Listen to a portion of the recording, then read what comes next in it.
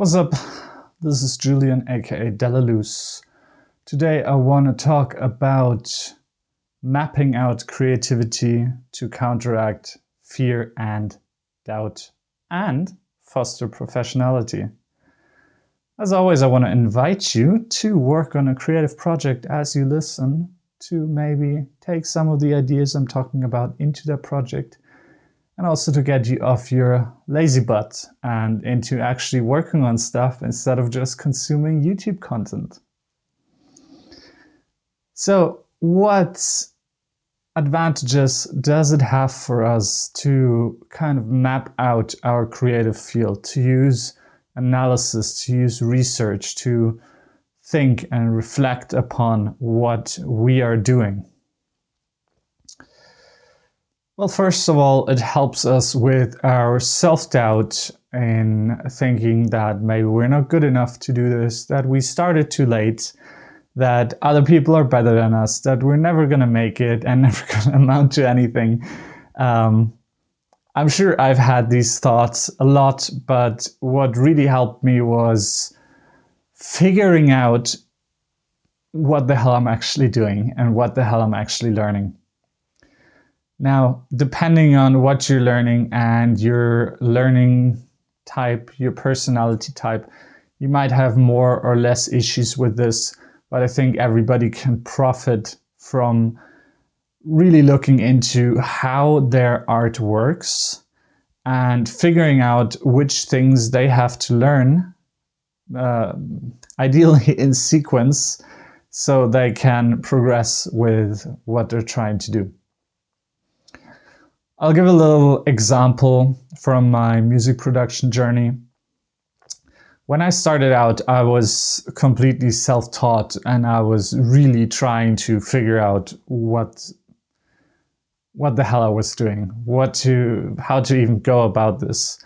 I think I started by learning music theory, and then I started by learning a digital audio workstation to produce beats, but I didn't even know how to write a drum beat, and I was just hopelessly lost. And at that point in time, I was the most doubtful of my ability to even learn this stuff. And that doubt stopped me from working and learning and expanding even further.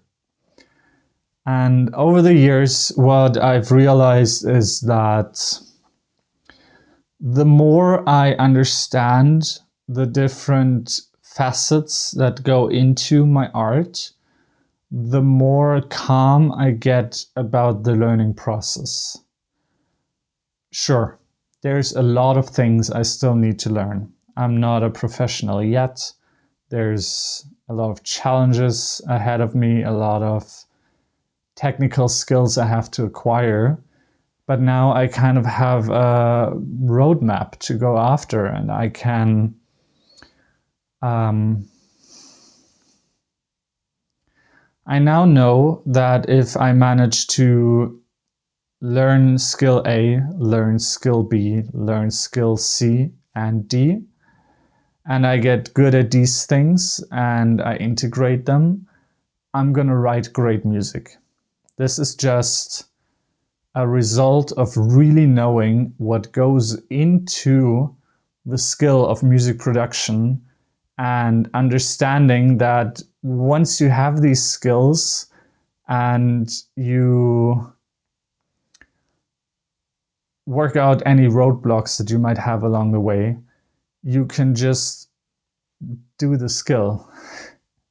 It sounds really simple, but the opposite of that is not knowing what you need to learn, how to do your craft, and kind of thinking it's this myth of talent, as I like to call it.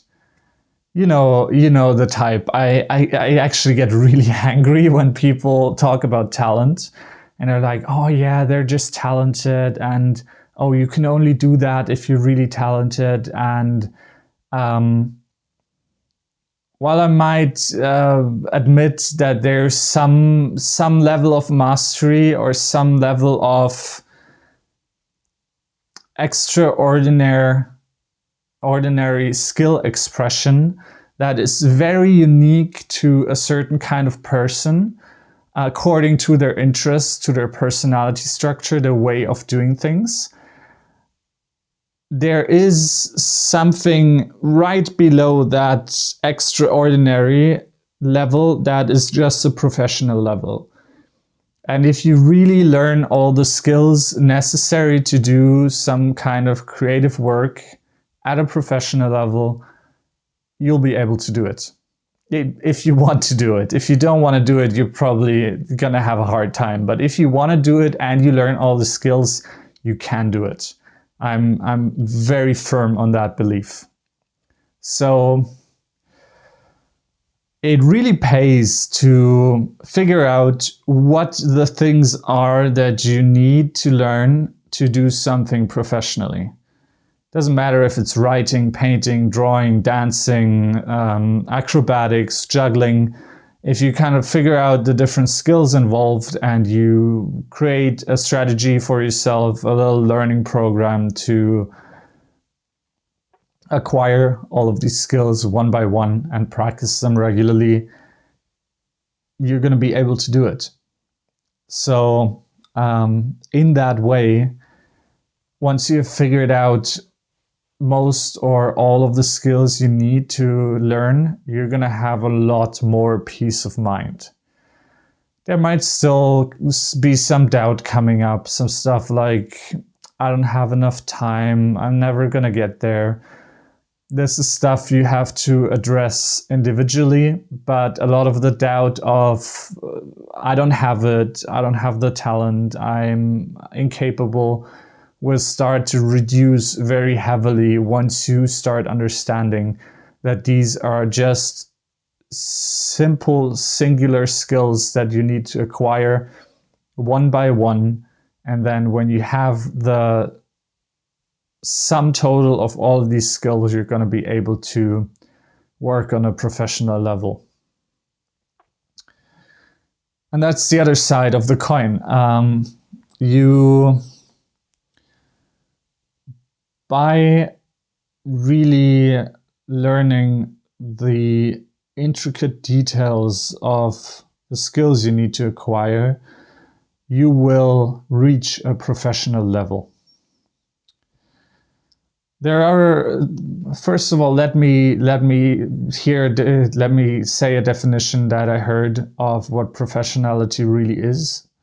Professionality is when you can reliably produce result at a very high level, reliably and repeatable.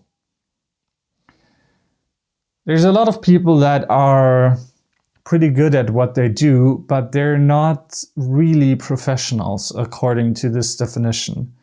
Because what they do is they just put in a lot of hours and create a lot of stuff. And then at some point, some of the stuff they create is good, and then they market and sell that product. Whereas if you're a professional, you should be able to say, I'm going to write a piano sonata, and then you just do it. There's no question if you're going to have a piano sonata at the end. There's no question if you have the skills, if it's going to turn out good. You know how to do it, and you just sit down and do it. Professionality, once you get to the level, is really simple and it's really enjoyable. So keep in mind that that's also something you are starting to develop by really looking at how your creative field works, what's part of it, what it entails, what skills you need to acquire to get to that level, and where your deficits are and how to progress and grow through those. That's it for this one. Thanks for being here. Thanks for watching. I will catch you in the next one. Leave a like, leave a comment. See ya.